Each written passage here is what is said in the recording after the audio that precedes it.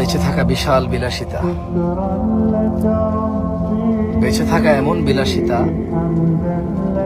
বেঁচে থাকা আল্লাহর এমন নিয়ামত যে মানুষ সুবহানাল্লাহ বললে আসমান আর জমিনের খালি জায়গাটা নেকিতে পরিপূর্ণ হয়।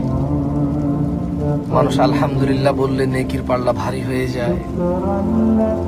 বেঁচে থেকে মানুষ আল্লাহুম্মা সাল্লি আলা মুহাম্মাদ দুরূদ পড়লে 10টা নেকি হয়, 10টা গুনাহ ক্ষমা হয়, মর্যাদা বৃদ্ধি হয়,